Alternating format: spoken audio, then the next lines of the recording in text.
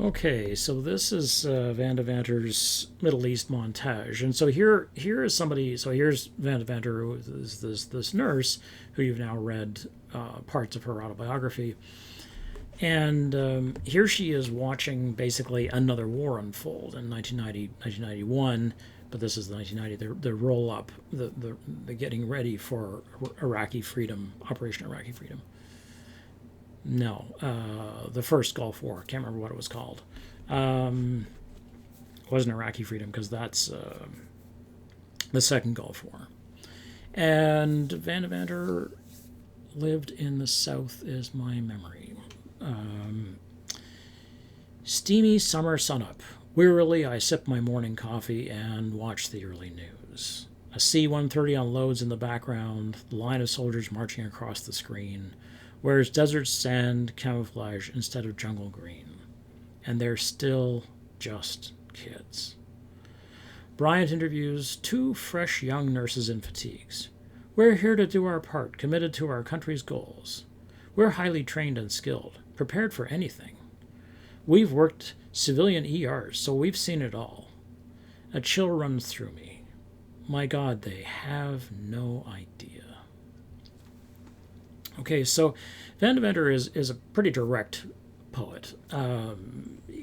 She does not have the linguistic sensibility that you get from Turner or Ritterbusch or Haldeman, who are writers. I mean, basically, these are people who write either for a living or they're professionals basically. And so Van de Vanter is a good amateur poet, but she's doesn't engage. She's writing directly. Like this is sort of what I think. Here's what I think. Here you go. And it's very honest, and that's one of the great strengths of poetry that's written directly like this. It may not be as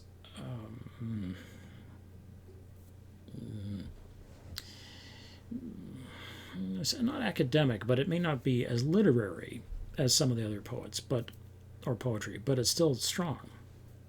So we know about Van de Vanter that she's wearily sipping my morning coffee because she hasn't gotten much sleep because of the PTSD. So she's wrung out, and she's trying to wake up and get rolling for the day. And these C-130s are truly enormous aircraft, and it's how the troops. It's pretty much how everything was shipped to Iraq. Certainly in the first Gulf War, although a lot of it went by ship.